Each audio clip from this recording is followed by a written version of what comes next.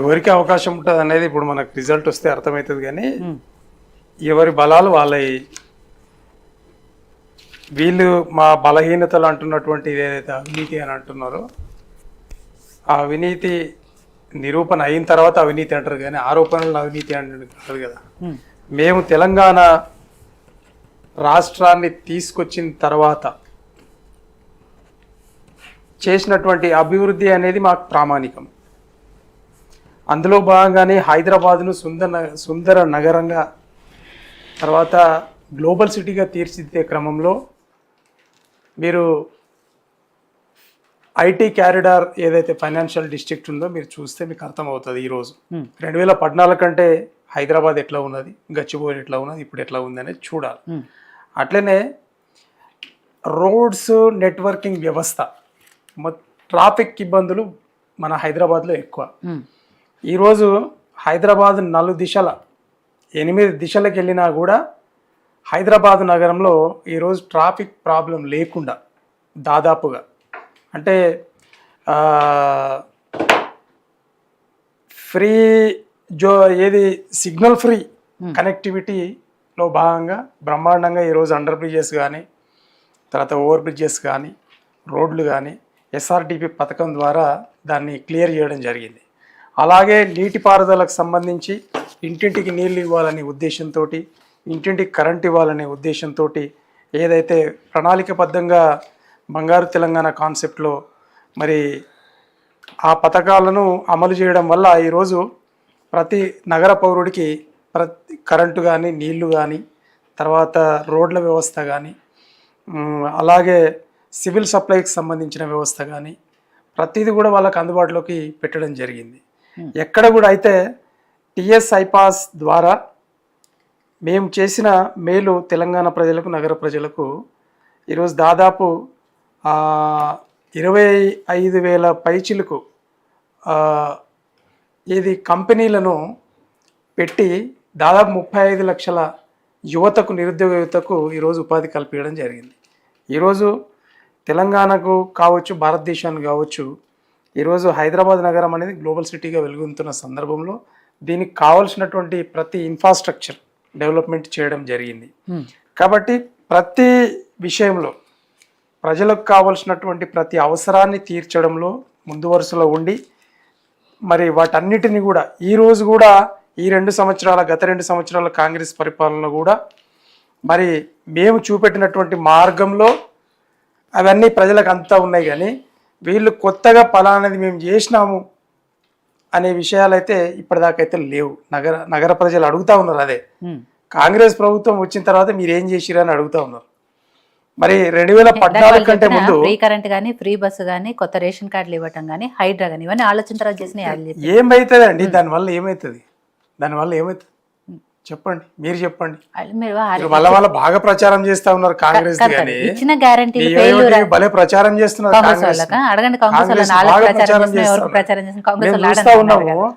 మేము చూస్తా ఉన్నాం. అంటే ఇది మొత్తం మీరు కాంగ్రెస్ ప్రచార టీవీ ఛానల్ గా పెట్టుకున్నట్టున్నారు. పెడతాను రేపు. అదే కదా, వాళ్ళేమో కాంగ్రెస్ పార్టీకి వ్యతిరేకంగా మీరు పనిచేస్తున్నారు అని చెప్పి అసలు డిబేట్స్ కే అవాయిడ్ చేశారు. అది కాదండి, ప్రతినిధులు ఎవరు డిబేట్స్ కే వస్తలేరు. కేసీఆర్ గారి పరిపాలనలో 384 సంక్షేమ అభివృద్ధి పథకాలు ఉన్నాయి. వీటిని మోదీ గారు బ్రహ్మాండంగా ఇప్పటి కూడా శ్లాఘిస్తారు. తెలంగాణ నంబర్ 1 స్టేట్గా ఎందుకు ఉంది అని అంటే కేసీఆర్ గారి పరిపాలన వల్ల ఉంది అంట. ఈ 384 అభివృద్ధి పథకాలను, సంక్షేమ పథకాలను వారు ఈరోజు ఆయా రాష్ట్రాలలో, వాళ్ళ రాష్ట్రాలు దాదాపు 18-19 రాష్ట్రాల్లో భారతీయ జనతా పార్టీ ఈరోజు పరిపాలనలో ఉంది. Same to same as it ఈస్గా ఈరోజు మీరు చెక్ చేయండి. ఇవే పథకాలు ఉంటాయి, పేర్లు చేంజ్ ఉంటాయి. మేము ఎవరిని కాపీ కొట్టలే. తెలంగాణ వాళ్ళు కాపీ కొట్టరండి, వాళ్ళు సృష్టిస్తారు. వేరే వాళ్ళు కాపీ కొడతారు అట్లా. సో కేసీఆర్ గారు 384 పథకాలను, అభివృద్ధి పథకాలు, సంక్షేమ పథకాలు, దాన్ని మీరు లెక్క పెట్టుకొని చూసుకోవాలి. కాబట్టి ఈ పథకాల వల్ల తెలంగాణ ఈరోజు నంబర్ 1 స్టేట్గా ఉన్నది. అది కేసీఆర్ గారు వల్ల మాత్రమే. అంటే ఆయన ఆలోచన విధానం దూరదృష్టితోటి ఆలోచన చేసి ప్రజలకు ఏ విధంగా సంక్షేమాన్ని, అభివృద్ధిని అందిస్తే వాళ్ళు ఇన్ఫ్రాస్ట్రక్చర్ని అందిస్తే వాళ్ళు ఏ విధంగా అభివృద్ధి చెందుతారు వ్యక్తిగతంగా అనే ఉద్దేశంతో ప్రతి పథకము మేము పెట్టడం జరిగింది. ఈరోజు దుర్మార్గంగా హైదరాబాద్ నగర ప్రజలకు భోజన వసతి మేము ఉన్నప్పుడు ఎంత తక్కువ ధరకుండి ఇప్పుడు భోజన వసతి ఏమైంది అనేది కాంగ్రెస్ వాళ్ళని అడగండి మీరు. ఈరోజు ఆటో డ్రైవర్ల పరిస్థితి ఏమున్నదో మీరు అడగండి. మరి ఉపాధి కల్పనలో భాగంగా ఈరోజు లేబర్స్కు ఏ కఠినమైన పరిస్థితి కార్మికులకు ఉన్నదని అడగండి, మీకు వాళ్ళే చెప్తారు.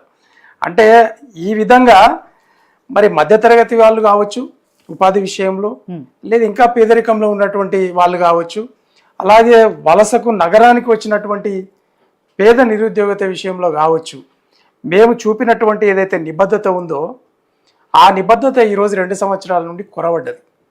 కాబట్టి ఈరోజు రివోల్ట్ అయ్యారు ప్రజలు. ఏంది అని అంటే, వద్దురా బాబు, అనవసరంగా మేము కేసీఆర్ గారికి ఓట్లు వేయకుండా అన్యాయం చేసినాం. 1.8% తోటి 1.8% తోటి ఆయన ప్రభుత్వాన్ని కూలగొట్టి కాంగ్రెస్కి ఇవ్వడం అన్యాయం జరిగిందని ఈరోజు వాళ్ళు మరి పాశ్చాత్తాప పడుతూ కేసీఆర్ గారు వెనకాల ఉన్నారు. మా రజతోత్సవ సభ మీకు తెలుస్తుంది. ఈ భారతదేశంలో ఏ ముఖ్యమంత్రికి రానటువంటి జనాలు, ఏ ప్రధానమంత్రికి రానటువంటి జనాలు 25 లక్షల జనాభా మాకు రజతోత్సవ సభలకు వచ్చిన తర్వాతనే ఈరోజు గరమైంది తెలంగాణ రాజకీయాలు. అప్పటి నుంచే ఆరోపణలు ఎక్కువైపోయినాయి. కేసీఆర్ గారి అవినీతి, కేసీఆర్ గారి కుటుంబ అవినీతి అని ఈరోజు భారతీయ జనతా పార్టీ, కాంగ్రెస్ పార్టీ అంటూ ఉన్నాయి. కానీ మేమేమన్నామంటే ఉత్తమాటలు జర కట్టిపెట్టి మేము నిజంగానే అవినీతి చేసినట్టుగా మీరు నిరూపించండి, కమిషన్లు వేసుకోండి, కేసులు పెట్టండి, మీరు ప్రూవ్ చేయండి, అప్పుడు మేము ప్రజలకు లొంగిపోతాం, రాజ్యాంగానికి లొంగిపోతాం. ఉత్తమాటలు ఎందుకు మాట్లాడతారు భయ అని మేము కదా అన్నప్పుడు, మీకు పని లేకుండా బాట లేకుండా ప్రజల్ని ఆగం చేసుడు తప్పిస్తే ప్రజల గురించి పట్టించుకున్న దాఖలాలు లేవు. ఈరోజు వరప్రద అయినటువంటి కాళేశ్వరం పుణ్యాన ఈరోజు నగరానికి నీళ్లు వస్తూ ఉన్నాయి. అది మేము చేసిన పనే కదా.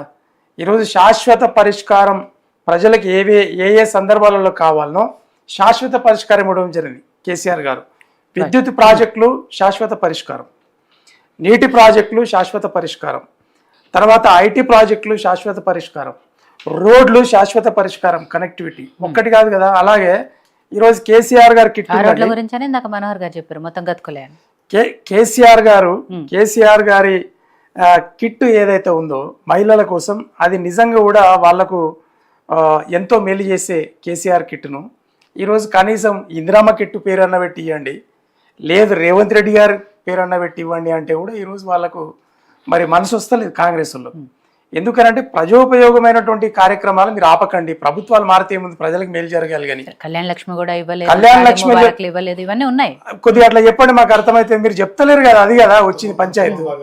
తులం బంగారం ఇవ్వకపోతే స్కూటీ, ఇప్పుడు స్కూటీ ఇస్తానంటే, విద్యార్థులకు క్రెడిట్ ఏది 5 లక్షల గ్యారంటీ కార్డు ఇస్తానంటివి, తర్వాత విద్యార్థులకు రియంబర్స్మెంట్ ఇప్పటికి అలాగే బాకీ 11,000 పైచిలకు కోట్ల రూపాయలు ఇవ్వాల్సింది. మొన్న 6,000 కోట్లు ఇస్తామని అన్నారు, మరి విడుదల ఇప్పటిదాకా విడుదల కాలే. వాళ్ళు ఒకటమ్మా, దానివల్ల జరిగిన విద్యార్థులకు నష్టం ఏంటంటే, ఒకటేమో సర్టిఫికేట్స్ ఇవ్వక, డిగ్రీలు అయిపోయిన తర్వాత సర్టిఫికేట్స్ ఇవ్వలేక పీజీలు చేయలే, 1 ఇయర్ లాస్ పిల్లలకు. వాళ్ళు సర్టిఫికేట్స్ ఇవ్వకపోతే జాయినింగ్ ఎట్లయితారు? అది. రెండవది 2 సంవత్సరాలు దానివల్ల ఇబ్బందుల పాలయ్యారు. కనీసం దాన్నన్నా చూడండి అని చెప్పి మరి ప్రాధేయపడితే కూడా వాళ్ళు ఇవ్వట్లేదు, కనికరిస్తలే. ఆరోగ్యశ్రీ ఉంది, ఆరోగ్యశ్రీ మేము కాంగ్రెస్ పెట్టింది కదా, మేము దాన్ని కొనసాగించడం మంచి పథకం అని. అవునా, మేమేం పేర్లు ఏం చేంజ్ చేయలే. మరి ఇప్పుడు ఆరోగ్యశ్రీకి కూడా డబ్బులు కట్టనందుకు హాస్పిటళ్లలో జనాలు ఆగమాగం అవుతారు. అంతకుముందు ఉంటే 1 ఇయర్ పెండింగ్ ఉంటే ఉండొచ్చు, కొనసాగింపులో భాగంగా ఇవ్వాల్సిందే కదా. సరే మేము పెండింగ్ ఉండొచ్చు 1 ఇయర్, మరి దాన్ని ఎవరు పే చేయాలి? మీరేగా చేసేది. కంటిన్యూస్ ప్రభుత్వం అంటే మీరు చెయ్యాలి. మరి చేయాలన్నప్పుడు మీరు చెయ్యకుండా ఇంకా తాత్సారం చేస్తూ ఉంటే మరి ప్రజల యొక్క ఆరోగ్యం ఏం కావాలి పరిస్థితి? వాళ్ళు ట్రీట్మెంటే ఇస్తలేరు, ఎలా కొడతా ఉన్నారు. అట్లా ప్రతి విషయంలో కూడా అభివృద్ధి సంక్షేమ పథకాలలో భారతదేశంలోనే కేసీఆర్ గారి పరిపాలన అగ్రగామి. తర్వాత దీన్ని యునైటెడ్ నేషన్స్ కూడా గుర్తించడం జరిగింది కేసీఆర్ గారి పరిపాలన. మీరు చూడండి. అలాగే మరి మా మోదీ గారు అయితే బ్రహ్మాండంగా ఏ సభలో పోయినా కూడా తెలంగాణ పేరు తీస్తాడు పక్క కంపల్సరీ. ఇప్పటికే బీఆర్ఎస్ బీజేపీ ఒకటే ఒకటే ఒకటే అని మొత్తుకుంటున్నారు. మళ్ళా మీరు అదే మంచి పని చేసినప్పుడు మెచ్చుకుంటే ఒకటైతారా అమ్మా? మంచి పని చేసినా కూడా మంచి పని కాదు అని అంటే అది ఎంత దుర్మార్గం. కాంగ్రెస్ పార్టీ ఎమ్మెల్సీ విజయశాంతి గారు కూడా అదే ట్వీట్ చేశారు. బీఆర్ఎస్ బీజేపీ లోపాయకారి ఒప్పందం ఉంటాయి, టీడీపీతో అదే జరుగుతోంది అని చెప్పేసి ఆవిడే ట్వీట్ చేశారు. మళ్ళీ మీరు బీఆర్ఎస్ అమ్మా మీరు వినండి. ఇప్పుడు సరే చంద్రబాబు నాయుడు గారు, మేమైతే రోజు చంద్రబాబు నాయుడు గారిని తిడతాం పొద్దున్న లేస్తని, అవును కదా? మరి చంద్రబాబు నాయుడు గారు వచ్చి మెచ్చుకొని పోయిండు కదా, తెలంగాణను చూసి కేసీఆర్ గారు పరిపాలన చూసి మనం నేర్చుకోవాలని చెప్పి. ఇదైతే వాస్తవమే కదా. మరి అక్కడ మోదీ గారు అంటా ఉన్నారు, ఇక్కడ చంద్రబాబు నాయుడు గారు అంటారు. ఎందుకు చంద్రబాబు గారు కేసీఆర్ గారికి చెప్పారా తెలంగాణ ప్రజలకు? తెలంగాణ ప్రజలు నగర ప్రజలకు చెప్పిండ్రు కదా, నగర ప్రజలకు చెప్పారు కదా. ఆయన ముఖ్యమంత్రి అయిన తర్వాత ఇద్దరు ముఖ్యమంత్రుల మీటింగ్ వచ్చినప్పుడు చంద్రబాబు నాయుడు గారు చెప్పే వెళ్ళారు కదా, తెలంగాణ అభివృద్ధి చెందింది, దాన్ని చూసి మనం నేర్చుకోవాలి, ఆ విధంగా ఇన్స్పిరేషన్ గా తీసుకోవాలని చెప్పేయండి కదా.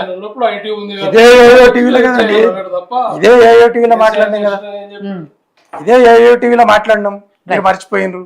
అట్లా ఉన్నాయి. ఎందుకంటే చంద్రబాబు నాయుడు గారు మాట్లాడింది అట్లా కాదండి, తెలంగాణ డెవలప్ అయింది అన్న మాట అయితే అన్నారు. మీ ఏయో టీవీ మదిలో ఏముందంటే కాంగ్రెస్ ఉంది, మరి ఏం చేస్తాం, మరి అన్ని మర్చిపోతారు మీరు. ఏం జరిగింది ఎవరేమంటారు మర్చిపోతారు మీరు. మోదీ గారు అంటేనే మేము అంటే మోదీతోటి కుమ్మక్క అయినా, మోదీతోటి కుమ్మక్క అయితే మా మీద ఈ కేసులు అన్నీ ఉంటాయా? మా కవిత 123 రోజులు పోతుందా జైలుకు? మోదీ గారితో ఒకవేళ మేము కుమ్మక్క అయితే మా కవిత అమ్మ పోతుందా? పోదు కదా, పోదు కదా. ఏం జరిగింది కలపడానికి పోతున్నారు అదే అంటున్నా. అవన్నీ బీఆర్ఎస్ లకు తెలుసులేదు. ఎంతసేపటికి మీడియా ఒకటి ఏదో మాట్లాడితే మీడియా కాంగ్రెస్ కు పనిచేస్తుంది అదని ఇదని యువతలో అంటారు. చాలా పార్టీలు తెలుసుకోలేకపోతున్నారు బీఆర్ఎస్ పార్టీ. ఇప్పుడు కాంగ్రెస్ రేవంత్ రెడ్డి గారు, తెలుగుదేశం చంద్రబాబు నాయుడు గారు, భారతీయ జనతా పార్టీ మోదీ గారు పన్నిన వలలో ఎవరు చిక్కురు? మా కవితమ్మ చిక్కుంది, ఆమె అట్నే మాట్లాడుతుంది. ఏం చేస్తాం చెప్పండి?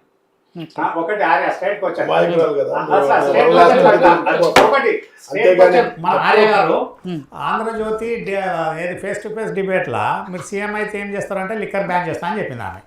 మళ్ళీ ఢిల్లీ పోయి లిక్కర్ దాంట్లో అదేమో నిప్పులేదైతే పొగరాదు కదా. Andhra Jyothi face to face TV5 లో దాదాపు 10 ఏళ్ల క్రితం చేసిన ఇంటర్వ్యూలోనే ఆవిడ అదే చూసాను. నేనేమంటున్నా, ఢిల్లీ పోయి లిక్కర్ అన్నది ఆ మరక లేదన్నది పోయిందా పోలేదా? ఢిల్లీ దాకా పోలేదా?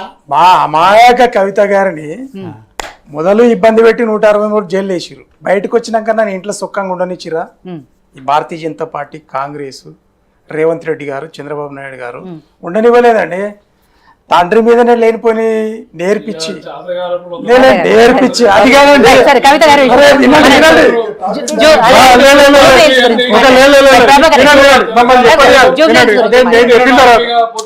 మా కవిత గారిని ఆగం చేసి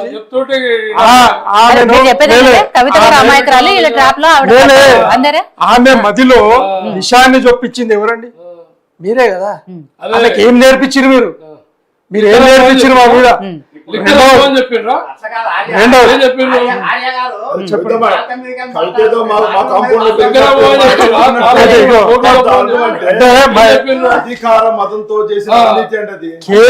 కేసీఆర్ గారి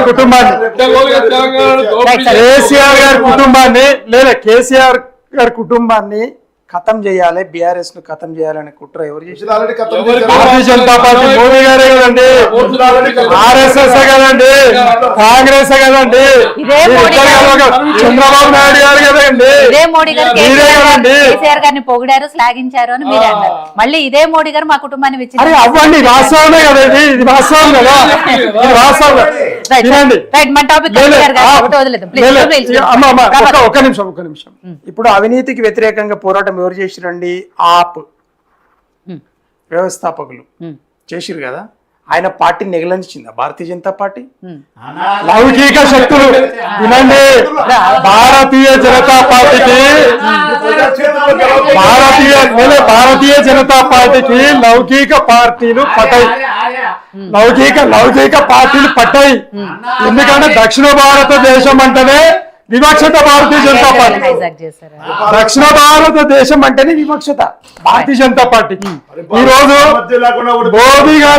మోదీ గారికి ధీటైన నాయకుడు కేసీఆర్ గారు. కేసీఆర్ గారిని ఎట్లా కింద వేయాలి, ఎట్లా అవమానం చేయాలి, ప్రజలలో ఉన్నటువంటి అభిమానాన్ని, ప్రేమను ఏ విధంగా ధ్వంసం చేయాలనే కుట్రలో భాగంగానే కదా ఈ అవినీతి ఆరోపణలు మా కవితమ్మ గారి మీద ఉత్త ఫోన్ అండి ఎంపీ గారు ఆమె ఎవరి ఫోన్లోనే వస్తాయి, మంచి ఉంది చెడ్డ ఉంది వస్తుంది. ఫోన్ నంబర్ అటాచ్ అయితే దాంట్లో లిక్కర్ కేసులో పేరు ఇరకబెడతారా అండి? ఇది కదా మరి సుప్రీంకోర్టు జడ్జి సూటి ప్రశ్న చేసింది, ఎందుక మా ఇంత ఆడబిడ్డ 163 రోజులు ఎందుకు పెట్టారని అడిగితే జవాబు లేదు వీడి దగ్గర. అందుకే అన్కండిషనల్ బెయిల్ ఇచ్చారు. అన్కండిషనల్ బెయిల్ అండి. సరే కాబట్టి ప్రూవ్ అయిపోయింది ఆమె ఏం తప్పు చేయలేదు. సస్పెండ్ చేశారు పార్టీ. సరే పార్టీ నుంచి సస్పెండ్ చేసిన ఆ విషయం కాదు. లేదా మంచి ప్రశ్న. అది వేరే విషయం. కానీ ఇప్పుడు అది మనకు అనవసరం. ఇప్పుడు టాపిక్ అది కాదు. Please. అన్ని పార్టీలలో క్రమశిక్షణ రాహిత్యానికి ఆమె పాల్పడ్డది కాబట్టి Of course. సస్పెన్షన్ చేస్తారు. నేను అదే ఎవరైనా అంతే. దానికి లిక్కర్ స్కామ్ కి సంబంధం లేదు. కానీ సరే ప్రభాకర్ రెడ్డి కుటుంబ వర్గ పోరాటం సరే అది వాళ్ళ ఇంటర్నల్ ఇష్యూ అదే ఆస్తి అంటారు. పంపకాలు గొడవ అంతే అది. అది ఇంటర్నల్ ఇష్యూ అధికారం కోసమా అనేది మనకి సంబంధం. ఇప్పుడు కాగితాలు లేదు, సరే, ప్రభాకర్ ఒక మాట అండి, ఆస్తి ఉంటే కదా ఆస్తి పంపకాలు. ఒక మాట, ఆస్తి ఉంటే కదా. మీరు లేదు, ఒక గజం జాగా చూపెట్టుండి, ఎవరిది? అరే ఒక్క రూపాయి చూపెట్టుండి మీరు. ఇప్పుడు ఆయన అరే ఆస్తి పంపకాలలో వీడి పేరు విచిత్రం ఆయన మీరు. ఉంటున్న ఫామ్ హౌస్ ఎవరిది? ఎన్ని ఎకరాలు ఉంది అది? సరే ఓకే, ఇప్పుడు ఆ విషయాలు మనకు అనవసరం. కానీ ప్రభాకర్ రెడ్డి ఇప్పటికే ఆయన నన్ను కాంగ్రెస్ పార్టీ అంటారు, మళ్ళీ ఇంకా నేను ఇంకా సరే ప్రభాకర్ రెడ్డి గారు, సరే ఏయో కాంగ్రెస్ పార్టీకి పనిచేస్తున్నట్టారు. రేపు టికెట్ జూబ్లీహిల్స్ టికెట్ సంబంధించి మాకెవరికైనా ఇవ్వండి, సంతోషిస్తాం. అదే అంటున్నా. రైట్, ఎనీవే సో జూబ్లీహిల్స్ గురించి మాట్లాడుకుందాం, మనం దాని గురించే మాట్లాడుకుందాం. కాబట్టి సరే, హైడ్రా పనిచేస్తుందా లేదా, జూబ్లీహిల్స్లో మీరు ఇచ్చిన సంక్షేమ పథకాలు జనాల్లోకి వెళ్ళాయా లేదా, ఇవన్నీ రేపు జనాలు చూసి ఎవరికి సీట్ ఇచ్చినా కూడా, అటు బీజేపీకి ఇచ్చినా, బీఆర్ఎస్కి ఇచ్చినా, కాంగ్రెస్ పార్టీకి ఇచ్చినా ఎవరేం చేశారు అనేది చూసే ఇస్తారు. కాబట్టి సరే, హైదరాబాద్లో నష్టం జరిగింది కొంతమందికి, కొంతమంది